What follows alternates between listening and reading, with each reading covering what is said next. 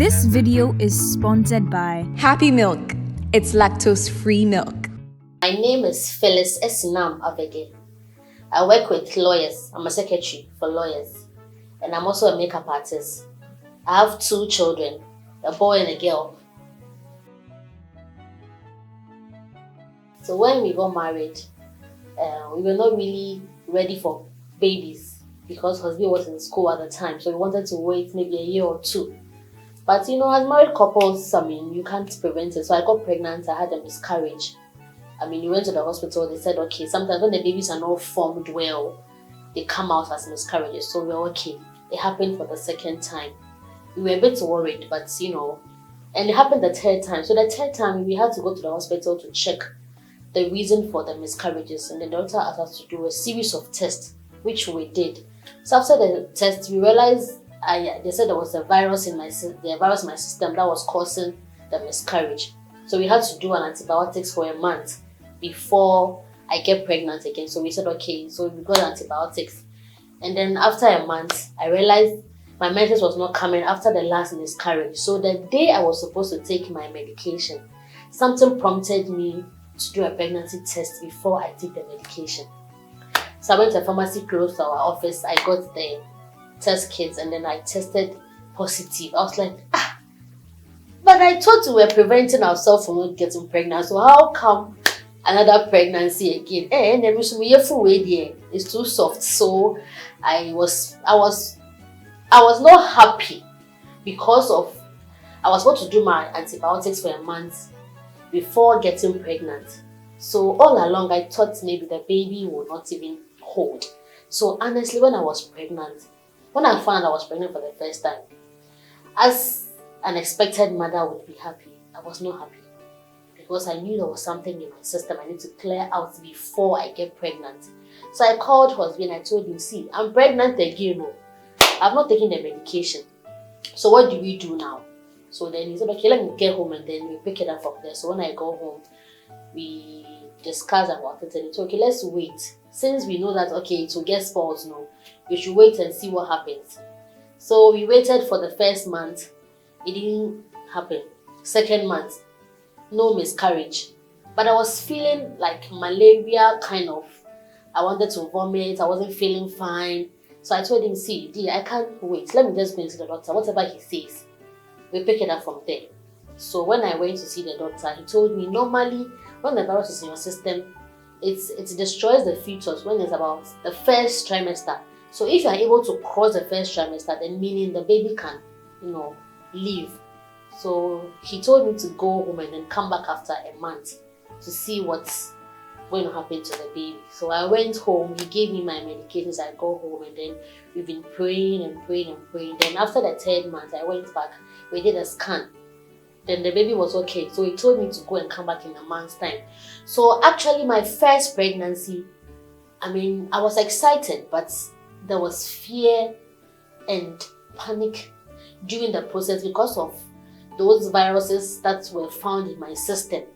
So because of that, the process was not too okay, like a normal mother would be happy and all that because of, the medications and all that. So I wasn't really happy until the final day I delivered my baby.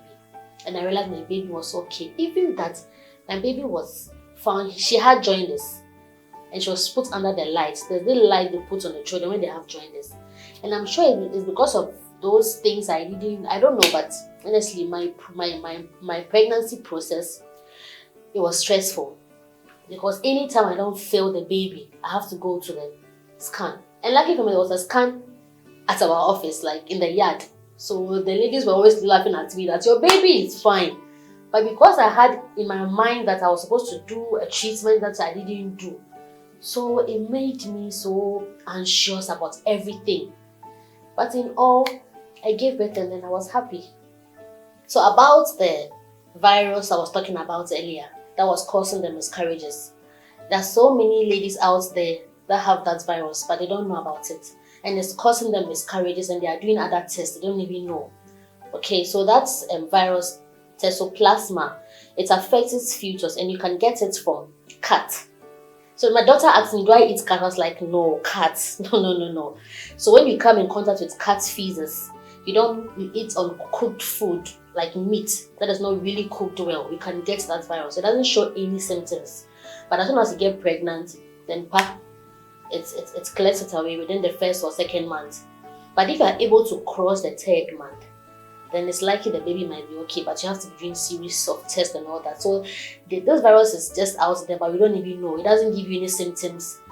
It doesn't give you any sickness. You just be there and then you realize that when you're pregnant, then it just goes off. So the doctor advised that we do series of tests to know where the cause was coming from.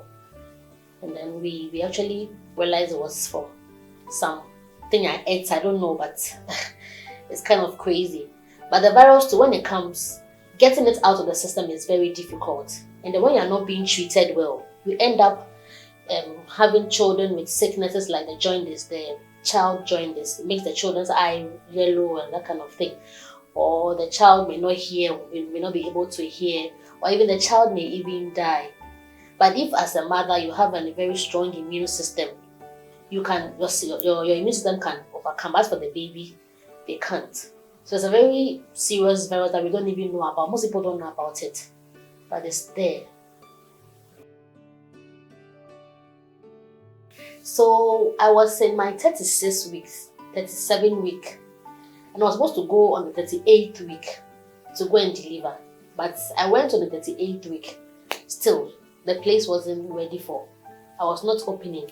So the doctor had to even insect his finger to see what is happening around the place. So he told me to go back and come in a week's time. If the baby didn't come, then they'll have to do a forced labor. So I went home. I even bought my things. I thought maybe I was coming to deliver. So I even bought my things. Then they sacked me back to the house. You even go and have sex. They said if you are a first mother, you need to be having sex so that place will open well. So we went back. We were doing this, we were doing that. 39th week, the baby was not coming. I called the doctor. He said I should wait. So the 40th week, I went out to 43. For that 43 weeks, I said no. I realized my heart was beating fast, so I couldn't stay in the house anymore. So I came. When I came, they admitted me. They said my BP was a bit high, so they had to prepare me for surgery. But they'll keep me for a day or two and see if I will deliver.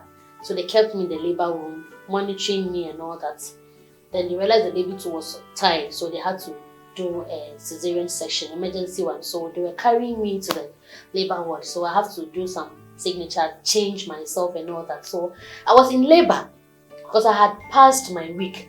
I labored, just that I wasn't able to push. For my case, I labored. I was in labor. So I felt labor. I know what labor is, just I didn't push. So they have to give me an injection to stop the labor, the pain, before I go for theater. So they gave me an injection. So when they were pushing me to the theater, the doctor just pressed my tummy and asked another doctor, that is it fibroid? I was like, what? After all this stress, I'll be carrying fibroid into the labor ward. Oh no, this is not fair. I felt bad because it's a baby and I've been doing scan. Not like one scan, we're doing scan almost every 2-3 days. So the doctor told the senior doctor that no, it's one of the doctors that was looking after me, so it's not fibroid, so it's a baby. So they went and then they took me to theater. When I saw the machines, I was really scared because I've never seen those machines before. The lights, the scissors and those things. One funny thing that happened in the theater room was when they were operating on me, okay, they couldn't find one scissors. The scissors are numbered. Scissors number 1, number 2, number 3. So when they cut you, they need to put number 1 here, number 2. So I don't either leave it in your uterus or something. So when the doctor was operating on me, you realize when they brought the baby out, I could hear them talk because the down part is where they give you the anesthesia. So that place is dead. But I could hear them talk. I could hear the hands move in my stomach. I mean, it was exciting and I wasn't feeling any pain. I was like, what are they doing? So the nurses would try talking to me, taking my attention from what they are doing. But I could hear them. The doctor would be like, where is number 3? They couldn't find number 3. And I was scared. Hey! I wanted to even cry because I don't know what number 3 was. And the doctor was insisting that he didn't leave it in my uterus. So they should find it before he stitches me. Because if he stitches me and they don't find it, they have to reopen and then, so they have to look for number 3. Like 10 minutes, they were still looking for the number 3. They realized the one doctor shouted, I found it here. And I was like, Jesus Christ, thank you. So the doctor said, okay, now I can stitch her. And that doctor that operated me, he was a senior gynae, so he was able to stitch me fast. And I didn't lose a lot of blood. And they carried me to after the theater, they'll bring you to a resting room. So when the anesthesia leaves your body, they take you back to the ward. So the experience in the labor ward and the theater was some kind of, it's nice, it's scary because some people come there and they deliver. And you are there. I was there for 3 days before they take me to the labor and the theater. And somebody just came and the person just delivered. I was like, what is happening to me? What is this baby waiting for? Won't she come out?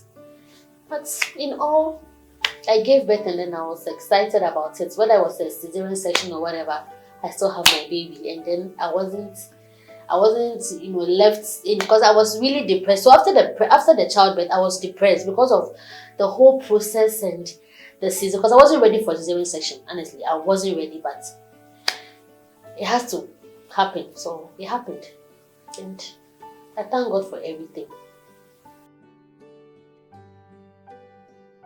As for the challenges, there's plenty, especially when you are new to it.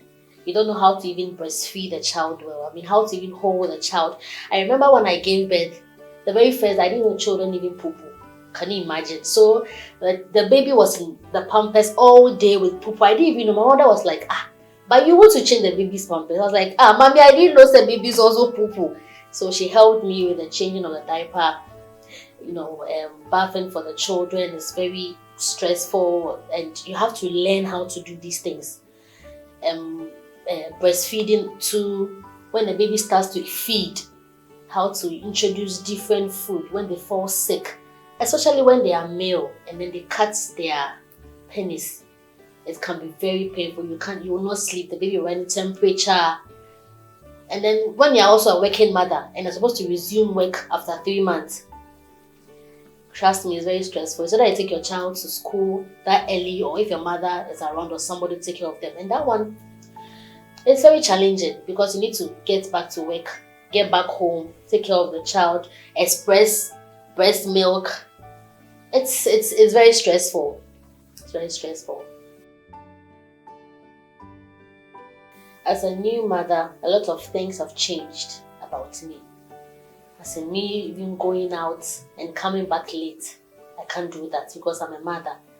And then I have to quickly prepare some food for the kids and all that, running about, shouting here and there. Even you can't go out because these kids, they'll worry you. You're not yourself anymore. Everything you do, you need to look at the kids first. So my new life as a mother, things have changed. I can't even go out with my friends anymore.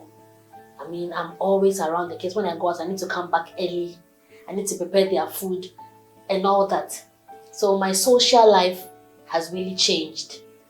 And a lot of things about me has changed. The way I even dress. Because your kid, my firstborn is a girl and she's looking up to me. So anything I do, I need to do it right.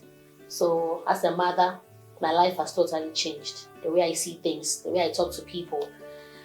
Going out and coming back early is my priority.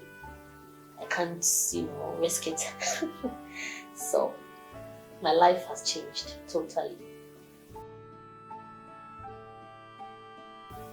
Before I got pregnant, I told myself when I get pregnant, I'm going to tie my tummy so that my tummy will go back to normal. But I didn't know that when you go through a cesarean section, you will not be able to really tie your stomach like you did the normal delivery. So sometimes you wish you knew these things and you prepare your mind to it. And then you going to a cesarean section is it's not everything that you always want. Like, let's say you think you want to go to a normal delivery, but you ended up in cesarean section. If I knew that I would go through the cesarean section, I would have prepared my mind well. And then giving birth has really made me a very, I don't know, but even though I'm happy I have kids, okay, because I wish I could just wait a while because there are lots of things that I would have loved to do, as in my career and then my school. But because of the kids, I can't do them anymore for now. So I wish I had waited a while, but I mean, it's here, so I need to deal with it. There was this saying that because of the pain and all that, after childbirth, you wouldn't like to go again.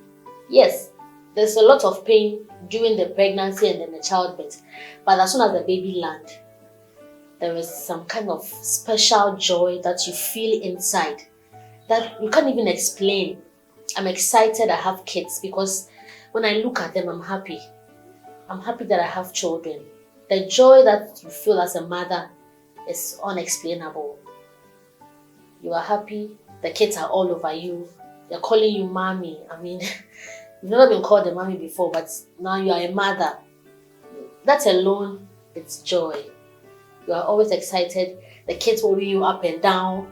They are all, I mean, it adds up to the joy. They'll splash things around. Even in the washroom, they want to be there with you. All these experiences, I mean, they are very joyful. And it makes... there is this base I normally buy my food when I was pregnant with my firstborn. With her, I didn't have cravings like those motherhood cravings. Anything would go for me. But there was this particular food I love to eat, fufu and chicken soup, specifically chicken wings. So when I don't get it, see, I'm bored with myself. I'm so angry, you know. It's nice, like you want something to eat and like you don't have it. Like it's nice when you are pregnant, the feeling, how the baby moves around. When you hear the kick of the baby, I mean, there are memories that, you know, always in the mind. And then the whole process. I remember because of the miscarriage I had with with the previous ones, when I had my firstborn, anytime I'll be at the scan, I took about 30 scans before the baby came, because anytime I don't feel my baby, I have to go to the scan because I was really scared. So those feelings, the mixed feelings and all that made me, you know, excited about it. I mean, anytime I see my baby kicking in the stomach, I'm excited. My final words for mothers and potential mothers out there. Motherhood is a very joyous thing to have. To have babies is exciting.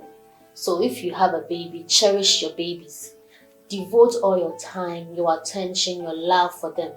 Listen to them. Care for them because they are gifts from God. Other people are out there paying monies to get babies. But God has given them to us. So we need to take very good care of them. And potential mothers out there, I also want you to be strong and be ready for this motherhood game. It's not an easy journey at all, but that's, you know, giving yourself, you know, hope that one day you'll also be there. You can even be learning whilst you become a mother, so that when you get there, you have more experience on that. To be a mother is a very good thing. So I want everybody out there to experience it. Thank you. This video Was brought to you by Happy Milk.